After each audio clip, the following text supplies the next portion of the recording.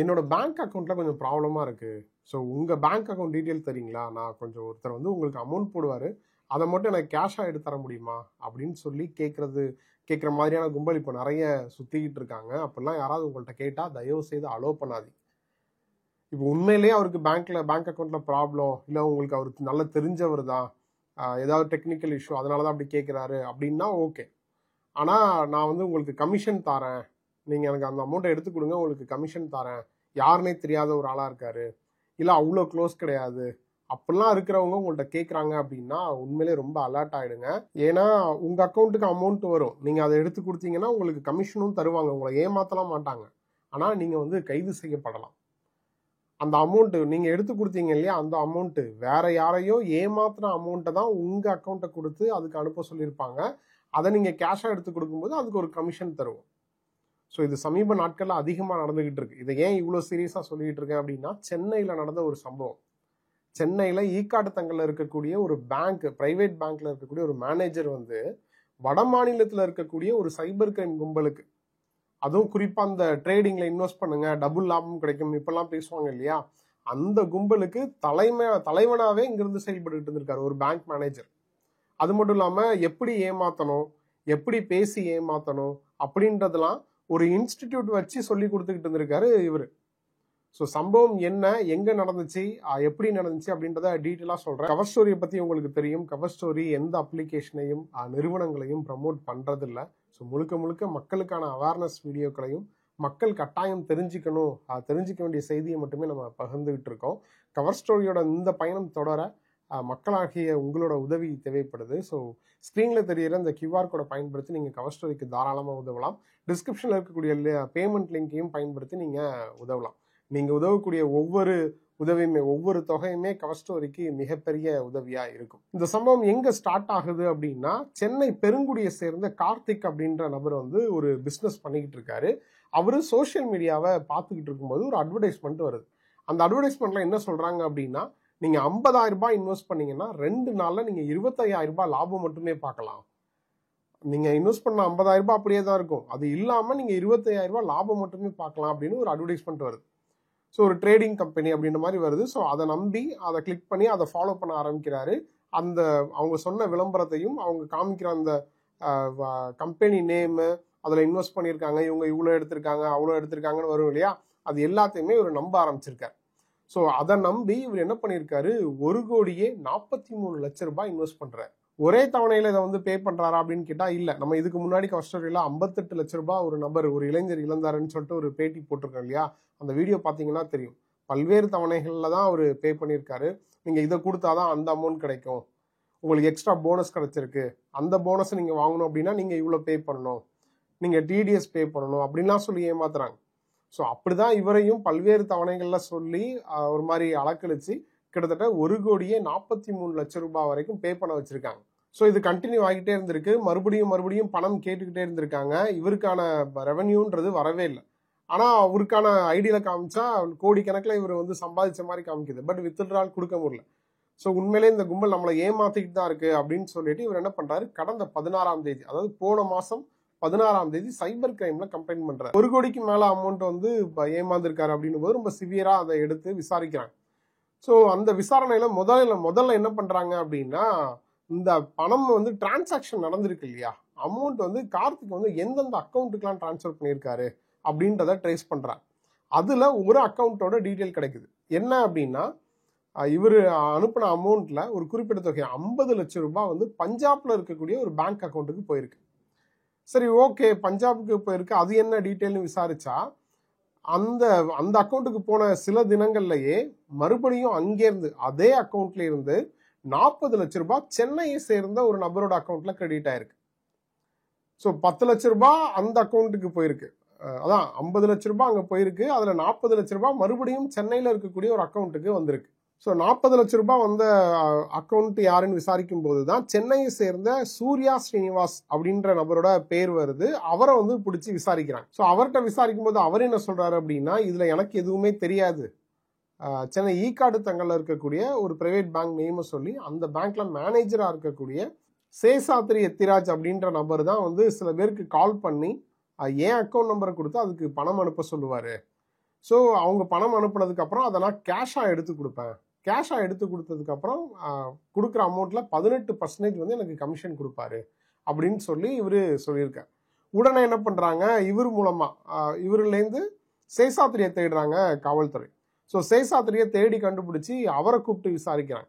அவரை கூப்பிட்டு விசாரித்தா மொத்த சைபர் கிரைம் டிபார்ட்மெண்ட்டுக்குமே பயங்கர ஷாக். ஏன் ஷாக் அப்படின்னா, இந்த கார்த்திக் வந்து அமௌண்ட் இன்வெஸ்ட் பண்ணார் இல்லையா, ஒரு விளம்பரத்தை பார்த்து அமௌண்ட் இன்வெஸ்ட் பண்ணுறாரு இல்லையா, அந்த மொத்த அந்த ட்ரேடிங் கும்பல் இருக்கு, அந்த ட்ரேடிங் மோசடி கும்பல் இருக்கு இல்லையா, அந்த கும்பலோட மாஸ்டர் மைண்டே வந்து சேஷாத்ரி தான். இங்கே இருந்துக்கிட்டே வட மாநிலத்தில் இருக்கிற அந்த கும்பலை இயக்கிக்கிட்டு இருந்திருக்கார். அது மட்டும் இல்லாமல் அந்த கும்பல் வந்து எப்படி யாருக்கு கான்டாக்ட் பண்ணணும், எப்படி பேசணும், அவங்களுக்கு எதில் இன்ட்ரெஸ்ட்டு, எப்படி பேசினா அவங்க வந்து ஏமாறுவாங்க, எல்லாமே இன்ஸ்டிடியூஷன் மாதிரி வச்சு கிளாஸ் எடுத்து ஏமாற்ற வச்சிருக்கார். சரி, யார் இந்த சேஷாத்ரி அப்படின்னு சொல்லி இவரோட பின்னணியை விசாரிக்கும் போது தான் என்ன தெரிய வருது அப்படின்னா, இவர் கடலூரை சேர்ந்தவர், MBA முடிச்சுட்டு சென்னையில் இருக்கக்கூடிய ஒரு பிரைவேட் பேங்க்ல ஃபர்ஸ்ட் வேலைக்கு சேர்ந்திருக்கார். அங்கே வந்து அப்போவே வந்து அவர் தன்னோட கிரிமினல் வேலையை ஸ்டார்ட் பண்ணியிருக்காருன்னே சொல்லலாம். ஏன் அப்படின்னா, அந்த பேங்க்ல லட்சக்கணக்கில் இன்வெஸ்ட் பண்ணுவாங்கல்ல, லட்சக்கணக்கில் தங்களோட அக்கௌண்ட்ல டெபாசிட் பண்ண வருவாங்கல்ல, அந்த மாதிரி கஸ்டமர்ஸ்கிட்ட, அந்த மாதிரி மக்கள்கிட்ட இவர் பேசி பழக ஆரம்பிச்சிருக்கார். நல்லாவே க்ளோஸ் ஆயிருக்கார். அப்படிதான் மயிலாப்பூர்ல இருக்கக்கூடிய ஒரு பிரைவேட் பேங்க்ல வந்து சேஷாத்ரி ஒர்க் பண்ணிக்கிட்டு இருந்திருக்காரு. அப்போ ஒரு மூதாட்டி, ஒரு வயசான பெண்மணி வந்து அங்க வந்து அறிமுகமாயிருக்காங்க சேஷாத்ரிக்கு. அவங்க வந்து பேங்க் அக்கௌண்ட் வச்சிருந்திருக்காங்க. அந்த அக்கௌண்ட்ல அவங்க லட்சக்கணக்கில் டெபாசிட் பண்ணியிருக்காங்க. இதை தெரிஞ்சுக்கிட்ட சேஷாத்ரி அந்த வயசான பெண்கிட்ட வந்து நல்ல ரொம்ப, அதாவது சேஷாத்ரி வந்து ரொம்ப நம்பத்தகுந்த ஒரு நபர், அவர் வந்து ரொம்ப நல்லவர் வல்லவர் அப்படின்னு அந்த வயதான பெண்மணி இருக்காங்களா அவங்கள நம்ப வைக்கிற அளவுக்கு இவர் நடந்திருக்கார். ஸோ அந்த நம்பிக்கையின் அடிப்படையில் என்ன பண்ணுறாங்க, அந்த பெண்மணிக்கு இவர் வேலை பார்த்த ஒரு பேங்க்லேயே ஒரு அக்கௌண்ட் வந்து கிரியேட் பண்ண வைக்கிறாரு சேஷாத்ரி. ஸோ அந்த பேங்க் அக்கௌண்ட்டுக்கு இவரோட செல்ஃபோன் நம்பரையே வந்து நம்பிக்கையின் அடிப்படையில் வந்து நான் வந்து ஏன் செல்ஃபோன் நம்பரே கொடுக்குறேன் அப்படின்னு சொல்லியே வந்து கொடுத்து அந்த அக்கௌண்ட்டை ஆக்டிவேட் பண்ணியிருக்கார். ஸோ பேங்க் அக்கௌண்ட் அப்படின்றது அந்த மூதாட்டியோடது தான். ஆனால் பேங்க் அக்கௌண்ட்டோட ஜாயிண்டாக இருக்கிற மொபைல் நம்பர் அப்படின்றது சேஷாத்ரியோடது. அந்த அக்கௌண்ட்டில் எவ்வளோ இன்வெஸ்ட் பண்ணுறாங்க, எவ்வளோ அது வந்து டிரான்ஸ்ஃபர் பண்ணுறாங்க அப்படின்ற எல்லா டீட்டெயிலுமே இவரோட மொபைலுக்கு வந்துடும்.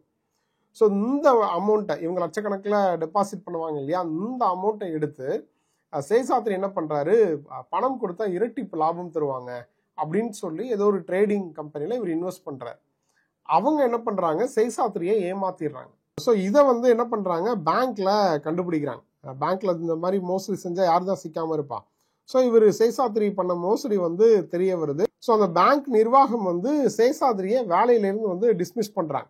ஸோ அந்த பேங்க்லேருந்து வந்ததுக்கப்புறம் இவர் என்ன பண்ணுறாரு, அதுக்கப்புறம் 2-3 பேங்க்ல ஒர்க் பண்ணுறாரு. அங்கேயுமே இதே வேலையை பண்ணுறாரு.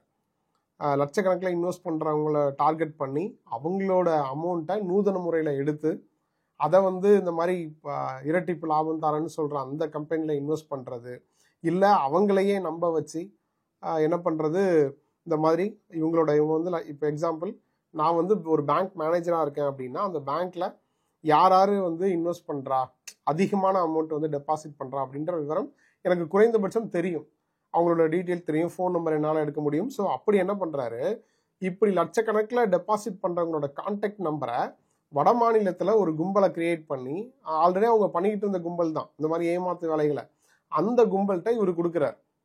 கொடுத்துட்டு அந்த கும்பலுக்கு கிளாஸ் எடுக்கிறார்.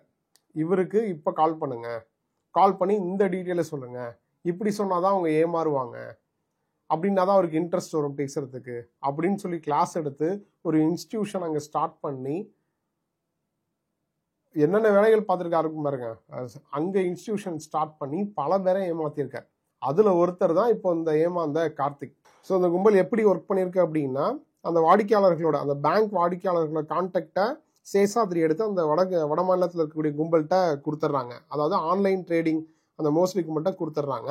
அந்த கும்பல் ஆன்லைன் ட்ரேடிங் அப்படின்ற பேர்லையே அந்த சம்மந்தப்பட்ட அந்த கான்டாக்ட் வங்கி கஸ்டமர் இருப்பாங்க இல்லையா, பேங்க் வாடிக்கையாளருக்கு கால் பண்ணுறாங்க.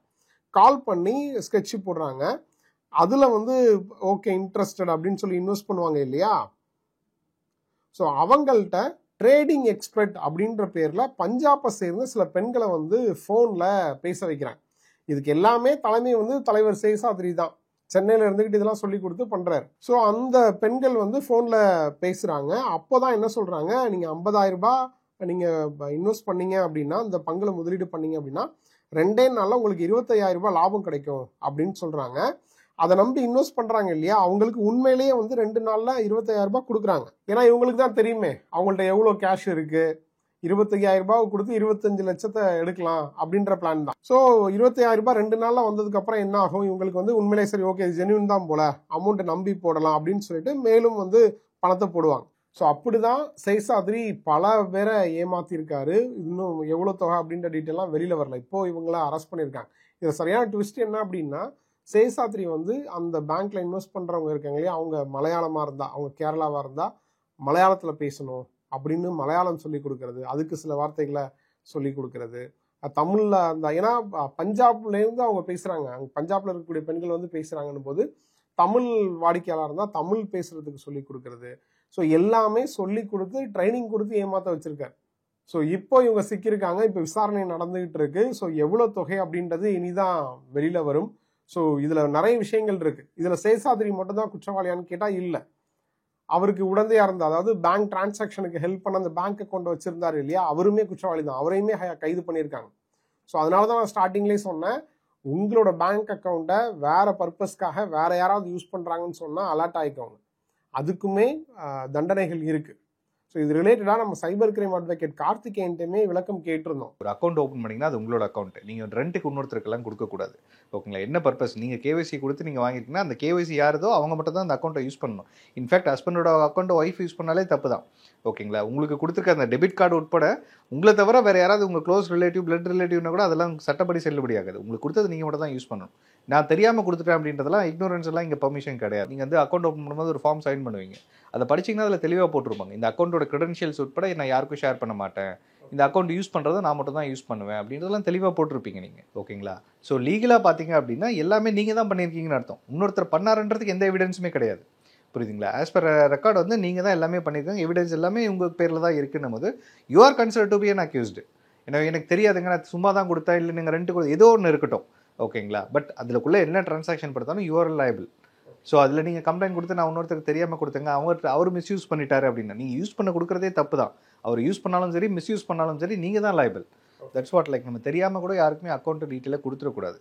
இன்னும் லைக் நிறைய கேசஸில் நம்ம பார்த்துருப்போம். இந்த மாதிரி நான் வெளியூர்லேருந்து வந்திருக்கேன், எனக்கு அக்கௌண்ட் இல்லை, நான் ஊர்லேருந்து எங்கள் அப்பா பணம் போடுவார், ஊர்லேருந்து எங்கள் சொந்தக்காரர் பணம் போடுவார், உங்கள் அக்கௌண்ட் நம்பரை மட்டும் கொடுங்க, பணம் வந்ததுக்கப்புறம் நான் வந்து பணத்தை எடுத்துக்கிறேன், நீங்கள் வந்து எனக்கு ஒரு அமௌண்ட் மட்டும் நான் உங்களுக்கு கொடுக்குறேன்னு சும்மா சொல்லுவாங்க. ஒரு 500 ரூபா கொடுக்குறேன் எக்ஸ்பென்சஸ்க்குன்னுவாங்க. அந்த மாதிரி கூட தயவு செஞ்சு யாருக்குமே கொடுக்காது. அது எங்கேருந்து சோர்ஸ் வருதுன்னு உங்களுக்கு தெரியாது. ஓகே, சோர்ஸ் வந்து அது வந்து லைக் லீகல் லெஜிட்டிமேட் சோர்ஸ்லேருந்து வருதா இல்லை வந்து இல்லீகல் சோர்ஸ்லேருந்து வருதான்னு நம்மளுக்கு தெரியாது. ஸோ அப்படி வரும்போது டெஸ்டினேஷன் உங்கள் அக்கௌண்ட்டு தான். டெஸ்டினேஷன் உங்கள் அக்கௌண்ட்டுன்னும் போது லைபிலிட்டி உங்களுக்கு தான் எல்லாமே வரும். ஓகே, அப்போ நம்ம ஓடிபி ஷேர் பண்ணக்கூடாது அப்படின்னு ஸ்ட்ரிக்டாக சொல்கிறோம். அதே மாதிரி அக்கௌண்ட் நம்பரையும் ஆமாம், அதாவது ஷேர் பண்ணுறது எப்படின்னா, உங்களுக்கு பணம் வர வேண்டியது இருந்ததுன்னா லெஜிட்டிமேட்டாக உங்களுக்கு வர வேண்டிய இடத்துல நீங்கள் தாராளமாக அக்கௌண்ட் நம்பர் ஷேர் பண்ணுங்க. பட் இன்னொருத்தர் உங்கள் அக்கௌண்ட்டை ஹேண்டில் பண்ண வைக்காதீங்க. உங்களுக்கு பக்கத்தில் இருக்கிறதா இருக்கட்டும், நல்லா தெரிஞ்சவராகவே இருக்கட்டும். ஓகேங்களா, அவருக்கும் வந்து அது எந்த சோர்ஸ்லேருந்து வருதுன்னு தெரியாமல் இருக்கலாம். பட் அது எங்கேயோ ஒரு இல்லீகல் சோர்ஸில் வரும். இன்னைக்கு இந்தியாவை பொறுத்த வரைக்கும் இதுதான் அதிகமாக நடந்துட்டு இருக்கு. ஸோ அதனால் வந்து முடிஞ்ச வரைக்கும் உங்கள் அக்கௌண்ட் வந்து தெரியாதவங்களுக்கு அவங்களோட டிரான்சாக்ஷனுக்காக கொடுக்காதீங்க. ஸோ அட்வொகேட் கார்த்திகேயன் சொன்னதை கேட்டிருப்பீங்க. ஸோ தயவு செய்து ஃபாலோ பண்ணுங்க, அலட்சியமாக இருக்காதீங்க. ஏன்னா விதவிதமாக ஏமாத்துறாங்க. போன வீடியோவில் 58 லட்சம், அதுவும் 34 வயசுல அந்த நபர் இழந்திருக்கார். அவர் எப்படிலாம் சொல்லி ஏமாந்துருப்பாங்க, அது 25 நாளில் ஏமாத்திருக்காங்க. ஸோ நம்ம எல்லாம் யார் ஏமாத்துவா அப்படின்னு நீங்கள் அலட்சியமாக இருந்தீங்கன்னா அந்த அலட்சியத்தையுமே அந்த கும்பல் பயன்படுத்தி ஏமாத்துவங்களை. ஸோ அதுதான் இதிலே தெரியுது பாருங்க, ஸ்கூல் இன்ஸ்டிடியூஷன் வச்சு அதுக்கு பயிற்சி கொடுத்து ஏமாத்திருக்காங்க. ஸோ எப்பவுமே அலர்ட்டாக இருங்க. பேங்க் அக்கௌண்ட் அப்படின்றதையுமே ரொம்ப சேஃபாக யூஸ் பண்ணுங்க.